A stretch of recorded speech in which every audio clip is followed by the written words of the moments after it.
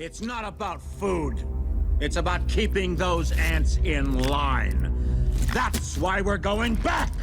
Hello everyone and welcome to Action RPG Build Guide Edition. Today I'm ready to drop on you my new and improved Hive Queen. This is something I've been working on for the last few weeks and it is finally ready to unveil. As always, I will show you every single facet of this build. Everything is timestamped in the description below if you need to bounce around. Let's not waste any time and jump right into this. Starting off with some gameplay. Now the skills I'm using for this build are Summon Bear, Summon Wolf, Summon Spriggan, Swarmblade Form, and Serpent Strike.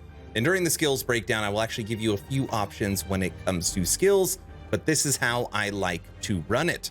Now, something that it's hard to showcase while we're in combat, so I'm gonna do it right now, is Swarm Strike. Inside of this new Hive Queen, every single time you use Swarm Strike, you are gonna trigger one of your companion's abilities. So as you can see right now, when I click E, we just got the Roar of Bear, which generates threat, so enemies attack the bear. Try it again. We got the Wolf's Howl, so now we're getting a buff. Everyone, including your minions. Do it again. We got the Wolf's Howl again. It's totally random, and it lasts a pretty good, decent amount of time. And we keep getting the wolf over and over again, which is honestly the one you want to see. And we got the bear again. Come on, Spriggan. That's not gonna happen. It's okay. Now on top of that, we're gonna be making locusts and then killing the locusts. We're already out fighting to give us our Swarm Strike. And then our Swarm Strike basically allows us to just fly through everything, as you can see here. Okay. I'm actually going to transform out of Swarmblade because doing all that testing has drained us. We're going to let this refresh and then we will get back to it. Actually, it's fine. The companions can kill everything. And we're off.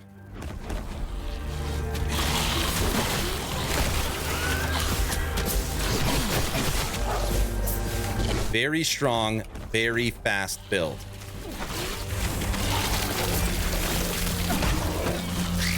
When you get enough locusts into your Swarm Strike, you will notice as I am flying, everything is just dying around me. See this? It all just melts. And you got to kill your locusts again to get it back up.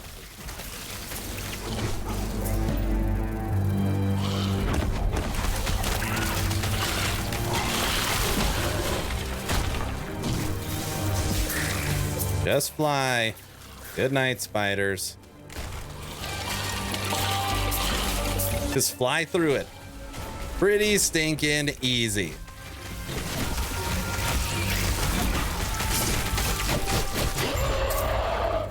That was pretty fast.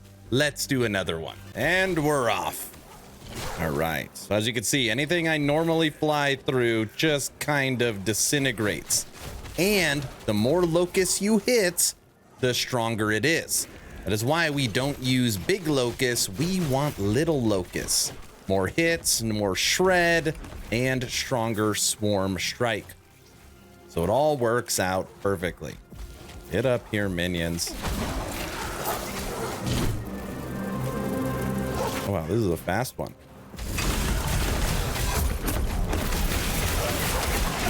Now, I didn't say it earlier. This build uses 6 different minion types. Yes, 6. And I'll show you during the skill portion.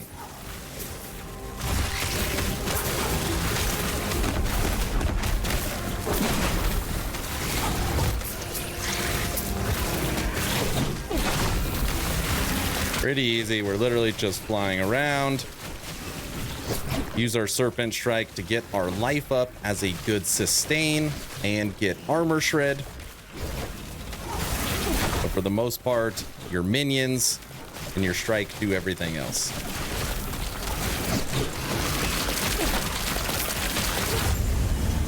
Anyone else? Let's fight a Shade of Orbis. All right, pop out of there, Shade of Orbis. You understand nothing, traveler. I understand nothing. What is real? I know. Flesh is temporary. I just don't know if he's gonna live through this fight. Which keep triggering my companion's abilities over and over again. Literally just face tanking.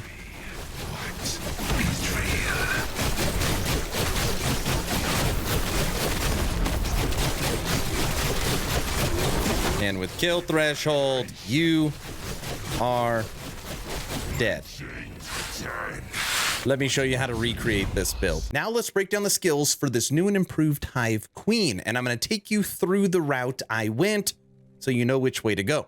You want 1 point into Viper's Call. This is what gives you Serpent Strike. 5 points into Earth Stinger, 5 points into Needle-like Sting, 1 point into Grasshopper's Frenzy. Now, for whatever reason you are struggling to stay in Swarmblade's form, you can put 2 points right here into Frenzy. Then you want 2 into Slashing Spiral, 1 into Soaring Scourge. This is what makes your Locust Swarm now scale with minion damage. Very important, because obviously this is a minion build. Then you want 1 down into Carnage, 1 down into Inspiring Swarm. This is what's going to trigger all of your companion's abilities. Then you want 2 into Locust Agility and 3 into Grand Colony, which is going to allow your Locust to come out quicker and give you 3 extra Locusts. So taking the max from 12 to 15. Okay. Moving over to Serpent Strike. This is one I redid. I don't even know how many times. What you want to do is you want to go up first. 3 into Culling Point. This is going to give you your kill threshold for the build. 1 into Primal Serpent. This is going to give you an extra minion, but it does not count as a companion. 1 into Guardian Spear, 2 into Strikes, and 3 into Emerald Fangs. This is what's going to give you your Frailty chance for the build. It is going to be your Serpent that is going to be applying Frailty for you. You then want 1 into Slither, 1 into Spear, 3 into Hydra Strikes for attack speed, and 5 into Venom. This is going to be your armor shred for your hits. Moving over to Summon Bear. You want 5 into Thick Hide. This is going to be life. 3 into Claw Totems. When your bear kills, it has a 1 in 3 chance to make a Claw Totem. So technically, you could actually have 6 different minions for this, or 7. 4 into Dominion. 1 into Bellowing Roar. This makes your roar more effective. 3 into Primal Precision, 4 into Unstoppable Force. And believe it or not, your bear does really decent damage for this build. Moving over to Summon Spriggan. Summon Spriggan. What you want to do is go up first. You want 1 point into Briar Summoner. This is going to allow your summon to cast Vines. 5 into Deadly Thicket for Vine damage. 4 into Vine Mastery, so it summons more vines. Then you want to come down, 4 into Aura of Life, 1 into Aura of Loyalty, 1 into Aura of Evasion. Then come down this way, 2 into Aura of Kinship, and 2 into Aura of Retribution. Now, this base crit and crit avoidance on Aura of Retribution applies to you. So for me, I only need 2 points in it to get 100% crit avoidance. But if I needed to put all 4 points in it to get all 72% crit avoidance, that is what I would do. So this is based upon your need, all right? Last but not least, Summon Wolf. Summon Wolf. You want to go up and to the right first. So you want 4 into On the Hunt, 3 into Call of the Wild, 2 into Battle Cry. This is going to allow your howl to last longer. Then you want to come down, 4 into Endurance, 2 into Recovery, 1 into Earthborn, 1 into Pack Hunters. This is going to give you an extra companion. That is how we have 3. And then 3 into Winterborn. This is where you get your chill chance. There's 2 things really important on your builds: getting a chill chance, getting frailty. Frailty comes from your serpent, chill comes from your wolf. Now, earlier I said you have some options, and that is really with bear. Bear is not required for this build. I feel like wolf's required, Spriggan, Serpent Strike, and Swarmblade, but bear is the one that is not required. So if you'd rather get armor shred with storm crows, you can go that route. If you'd rather go scorpion and get armor shred and you can have baby scorpions running around, you can go that route. If you would rather use Ice Thorns and have it auto proc to give you some more survivabilities, you can go that route as well. So any skill, if you wanted to add in here, you would be switching out bear. Okay. Now follow me for one more second. Okay, I know this is a longer segment than normal. When you look at your summon hive, this is your Locust. Locust scale with minion, of course, physical, melee. Minion, physical, melee. Going over to Serpent Strike and looking at your Primal Serpent. Guess what? Physical, minion, melee. Going over to Bear. You guessed it. Physical, minion, melee. You go over to your Spriggan. Spriggan isn't physical, minion, melee. You would be correct. But we don't care about your Spriggan. We care about the vines that your Spriggan makes. And guess what? Your vines are minion, physical, melee. And then you go over to your wolf, and you guessed it, minion, physical, melee.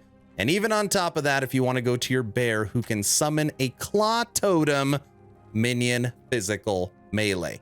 Perfect synergy amongst your minions and companions. Now, some of them have added tags on there. Some of them get a boost from strength. Some of them get a boost from attunement. But if you focus on those three, minion, melee, and physical, you're going to be able to buff all of your followers. Now let's check out the passives for this new and improved Hive Queen. Currently level 97. 97.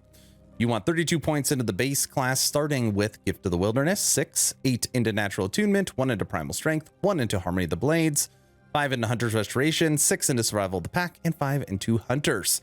That is all you want in the base class. Actually, it's kind of expensive. We have 32 points. You then want to move over to Druid, because the next thing you want to unlock is your Swarmblade form, and you're going to be using Summon Spriggan. You want 5 into Plating, 7 into Druistic Prowess, 5 into Focus Wrath, 5 into Wind in the Leaves, 3 into Brush Stalker, and 8 into Force of Nature. Nothing else in this tree. Obviously, I wish we can invest in the tree to get over here to Hide Skin and Impervious, but it's just the investment you have to take down in here that actually isn't going to help you is not worth it. Okay. Then you want 8 points into Shaman for your attunement and penetration. And this also works with your minions. And then everything else into Beastmaster. We have 37 points right now in Beastmaster. You want 8 into Yersin Strength, 1 into Savagery, 1 into Ambush, 4 into Boarheart, 5 into Porcupine Constitution. I'm bouncing all over the place. 4 into Teeth, 1 into Rending Maw, 8 into the Chase, 5 into Axe and Maw. Now, I'm level 97, so I currently have 3 points left. My next level up is going to go right here, Hunters of the Deep, so that my companions now get Aspect of the Shark. And then my next 2 points are going to go right here into Teeth, maxing this out, which is going to give us more sustain with our Leech. Those are the passives. Moving over to everyone's favorite gear, starting with idols. Now, the main idol you want to find for this is right here. Melee physical damage with Swarm Strike and melee physical damage for Locust. And remember, you're going to be able to turn your Swarm Strike into a minion skill. This gives you so much base damage for your minions. It's why we do so much. And even at, empowered corruption 186, we can blast through enemies because you have idols like this. And I actually only have 1 so far that has dropped 8 and 4. My other 2 I have is 5 and 3 and 5 and 3. So technically you would want 4 of these. The rest of my idols are just little fillers I need for resistances and life. Okay. Moving over to gear. Now, as you could see, there are no legendaries. There are no uniques. There are no set pieces. No, there is nothing required for this build, which is also great. I will take you through each item one by one. Helmet, minion crit strike multiplier, life. Amulet, minion life, minion damage. Armor, plus the Swarmblade form, and armor shred chance for Locust.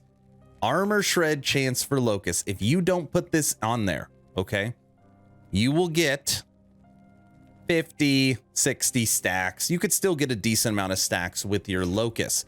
If you add this affix on there, you can get over 200 stacks of armor shred. Pretty important, but again, not required. And this armor I have right now is absolutely horrible. The suffixes are cold resistance and armor tier 1, like it should be life or armor percent. And it's not on the right base, but that is how important it is for me to have armor shred. Ring, belt, ring, relic, boots, gloves, weapon 1, weapon 2. Now, what you would want on here, this one is almost perfect, okay? What you want is chance to shred armor on hit, minion melee damage, increase attack speed, and leech. So if this increased critical strike chance had life leech on it, it would be a perfect for affix rolled item. But luckily on here, at least we had the tier 7 increased minion melee. That was pretty close, pretty close. That is the gear. So now let's check out the stats that I am currently at. And again, of course, it could always be so much better. Strength right now, we're at 21 points, attunement 27, vitality 17. Like I said earlier, level 97. Movement speed though, 52%, which feels really, really good. When you check out resistances, 1, 2, 3, 4 are maxed. Poison needs 3, physical needs 6, and fire needs 14. So they are really, really close. Couple of better rolls and they are all there. Feel really good about resistances. Armor, we're almost at 1100, so 25%. Looking at other defenses, endurance is 10% over right now. Critical strike avoidance is at 104. So these three look great. Look really, really good. On top of that, looking at minion, right now my increased minion melee is at 857. And then my minion critical strike multiplier is at 242. And even though it only says minion critical strike chance at 6, this is not correct because inside of Swarmblade form, we're getting a base increase of 10%, which gives us a huge increase in our crit, which is unfortunately not calculated into our stats for the character. So that's where we're currently sitting at. Now moving over to my newest category, sustain. How do you stay alive and push corruption with this new Hive Queen? Now, unfortunately, the skills that we are currently using actually don't give us any sustain. I tested in depth right here, this node, Mandibles, which gives your Locust Swarm health leech. And I've realized that you really only can, you need 3 points in there to really notice the leech, which means we're going to be giving up our Locust being summoned quicker and getting 3 extra Locusts. So at this point, I did not feel it was worth it. So really with our skills right now, all we have is our Aura of Life being triggered from Swarmblade inside of Spriggan, okay? Which isn't good. That's not enough sustain, obviously. So what else do we have going on? I am going to show you. Right here on Survival of the Pack, you are going to get 3% melee damage leached as health. Okay, that is a pretty good start. When you go over to Beastmaster in Teeth, this is going to give you, when it's maxed out, which I'm going to do, 9% melee damage leached as health. You are now up to 12%. Going over to Druid right here in Bushstalker. Health leech on crit. That means when you crit, you're going to be getting 16% of that damage back as life, which is awesome, okay? But a lot of the times when you find yourself dying, it's because technically you're not attacking. So don't forget that you actually do need to attack with this build. On top of this, looking at your skill or inventory, like I said, your weapon, your one-handed sword and your one-handed sword, which currently I do not have, you want melee damage leached as life, okay? So you can get it 3 places in the passive tree and then an additional 2 places on your weapon. That would give you 5 places you can get melee damage leached as health. On top of that, you can technically get it a 6th place if you want to go into your blessings and roll melee damage leached as health on your blessing. So it's up to you how you want to work on sustain. Those are my recommendations. Last but not least, let's talk about leveling up this Hive Queen. How do you get it from level 1 to what you see on screen right now? Now what you need is 3 skills. The first skill you want to level into, and that is Swipe. This is a very, very good melee leveling. Actually, you could use it for endgame 2 skill. And what you want is you want Way of the Hunt, you want Reach, and you want Culling, because this is going to give you a kill threshold through the campaign. So you would put 2, 1, 2, and then once you have Culling maxed out, you want to just keep leveling these 2. That's literally 12 points. All right. Second skill you want is War Cry. You want to come up first and get Deep Roar, then Battle Cry, then Ferocity. Then you want to come down here and get Berserk, and then buff your Berserk with Brutality. All right. This is going to make you a very strong fighter with just those 2 skills. But obviously you want to get through the campaign fast. You want to get to end game. So that is where you take Leap, so that you could just jump all over the place. You would want 1 here, 4 here, 1 here. This is Aspect of the Mantis, which is going to reset your Leap on a short cooldown. And then come down here and grab Panther Strike, which will give you additional recovery speed.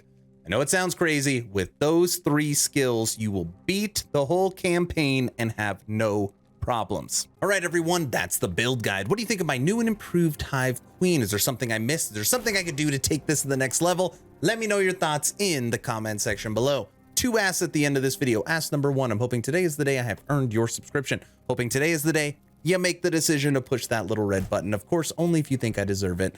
Ask number 2, check out my Patreon. Thank you to the first 62 members that have signed up. Become an instant ARPG VIP and get Patreon exclusive content at the first link in the description. Weekly blog posts, weekly podcasts, access to the VIP lounge so you could chit chat with me every day, chance to win custom merch, special title, the ability to live stream with me and talk on audio over live stream. So many goodies. Again, first link in the description. That's all I've got. Hopefully you were entertained or at least learned something. Aaron out.